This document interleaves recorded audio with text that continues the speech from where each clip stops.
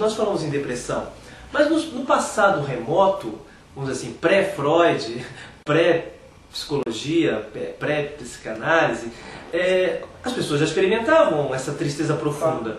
E como ela se chamava? Na ascética cristã, era chamada de assídia.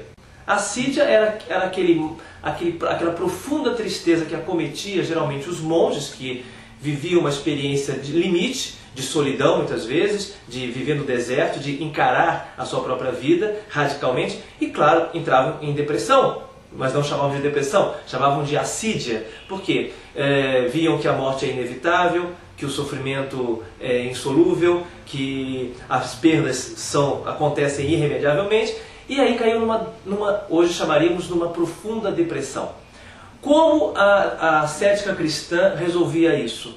Falava em abandono nas mãos de uma providência divina, numa aceitação otimista da realidade, numa esperança no além, e realmente isso era uma solução. Mais tarde, como a depressão, que não era chamada depressão, passou a se chamar melancolia.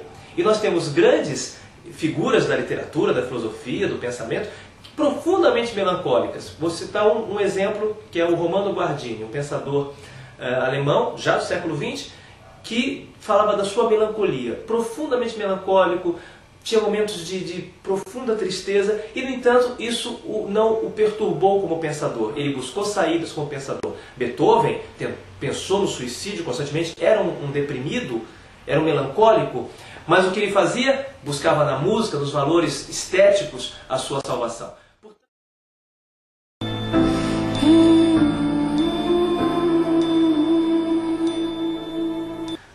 Platão dizia que a ideia não como ideia mental, ideia como essência das coisas, a ideia é tudo que fica depois que a gente perde tudo. Então eu perdi meu pai, perdi um emprego, perdi uma oportunidade, mas a ideia, a essência, se eu a tenho dentro de mim como um princípio, como uma verdade, não me deixa vazio, não me deixa só. Pascal, pensador francês, dizia: temos que manter o rei divertido, ocupado, distraído. Porque o dia que ele cair em si, ele pode perceber o vazio que é o poder que ele tem. Talvez essa dispersão, essa ânsia de diversão do homem contemporâneo seja uma fuga uma fuga de si mesmo, uma fuga dos valores que poderiam preenchê-lo de maneira...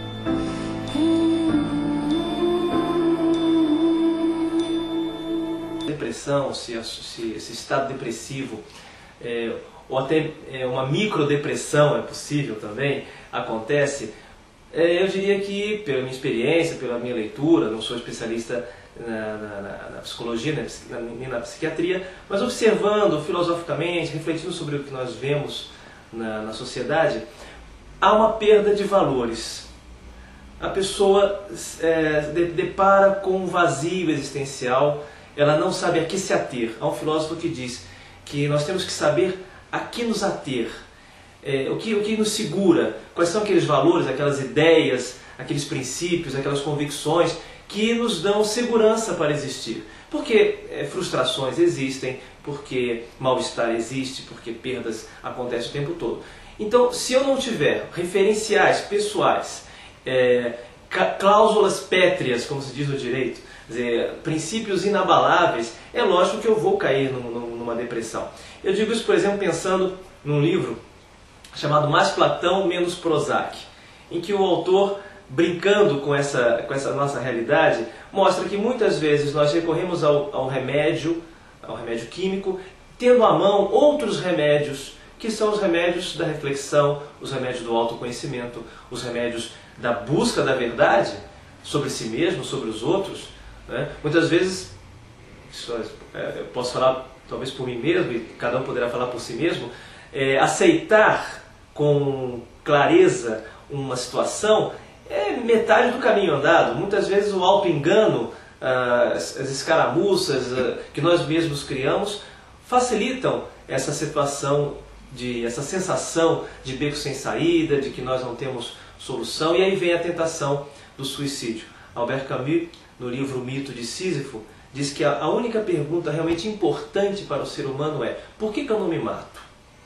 E ele está usando aquela imagem do Sísifo, aquele personagem da mitologia grega, que vai carregando a pedra até o alto da montanha, a pedra cai, ele volta, pega a pedra. Essa é a imagem da rotina de muitas pessoas no nosso cotidiano. Acordam, saem, trabalham, e parece que voltam e dormem, acordam e trabalham, e voltam e dormem e trabalham, e parece que é sempre essa maldição que não tem fim. E aí se sentem sem rumo, sem caminhos, né? Então seria essa, numa visão literária, numa visão filosófica, uma explicação possível para a depressão, né?